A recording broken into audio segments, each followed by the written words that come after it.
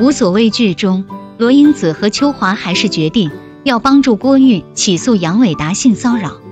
他们在合伙人会议上得到了大多数合伙人的支持，但最后却遭到了方力宏的反对。作为良城律所如今唯一的创始人，方力宏手上有2张投票权，在很多事情上拥有事实独裁，但为了律所的发展和团结，他一般还是会做样子。但这一次他给罗英子和秋华却是简单粗暴的通知，我不同意。方力宏为什么反对？原因很简单，郭玉手上没有充足的证据，罗英子几人又找不到其他愿意出面指证的受害人，在这种情况下，这个案子几乎没有胜算，甚至大概率被反咬一口。一个无法带来收入，又无法带来名誉，甚至可能让公司损失大客户的案子，律所没有接的理由。正义很重要的，但挣钱同样重要，这就是方力宏的道理。但最后罗英子和秋华还是如愿接下了这个案子，因为梅大良出面说服了方力宏。梅大良忽然出现在律所，是因为被律所财务通知过来签股权分红协议。方力宏一开始听到梅大良出现在律所，是一脸的不高兴不欢迎，后来被提醒才想起来是自己的安排。他出门迎接的时候是一脸热情洋溢，不但把梅大良请进办公室，还说要合伙人一起请他吃饭。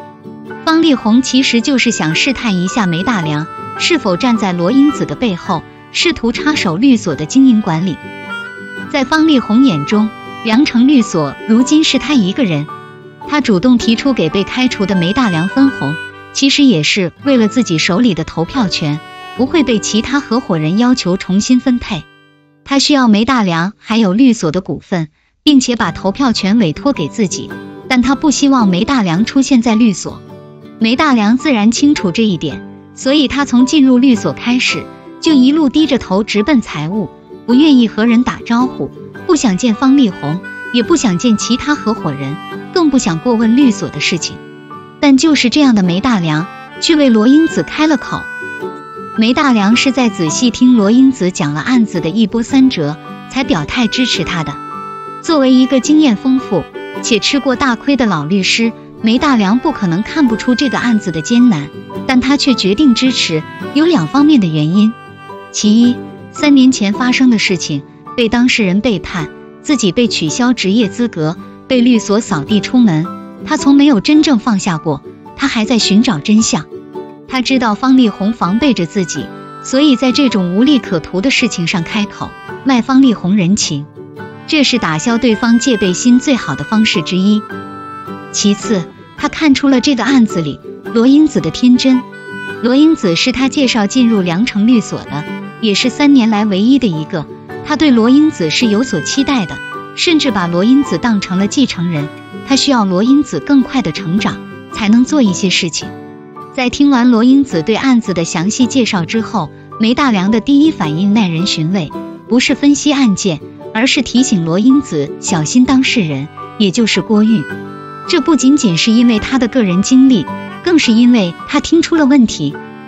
梅大良和周丽红的判断其实是一样的，郭玉嘴上说想清楚了，做好了付出一切的准备，其实根本没有。他根本不清楚自己真正要承受和面对的是什么。回头看，郭玉摔断腿出院之后，第一次回到公司，被杨伟达妻子田总用3言2语就弄到情绪崩溃，把罗英子之前交代的都忘记了。后来接受了赔偿方案，回到公司里被杨伟达侮辱，又改变了主意，要一告到底。在找不到其他受害人愿意出面，被罗英子用利害关系又一次劝退后，又被夏叔拉了回来。这些表现都说明他是一个缺少主见，性格有些懦弱，且心理承受能力并不强大的人。他坚持打性骚扰案，更多是受到罗英子和秋华，甚至是夏叔的情绪影响，内核其实是一种依赖和逃避的心理。罗英子其实应该让郭玉先凑出一笔不菲的律师费，例如20万甚至更多。如果他连负债的觉悟都没有，如何证明他真的想清楚了后果？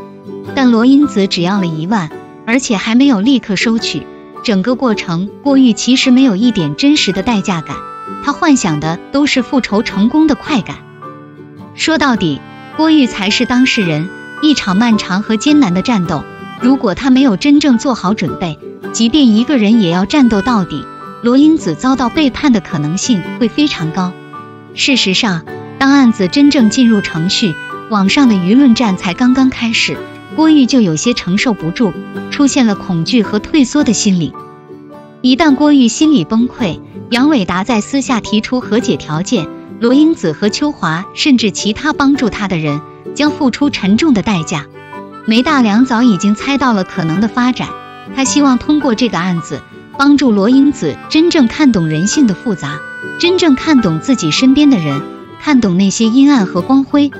只有过了这一关，才能得到真正的成长。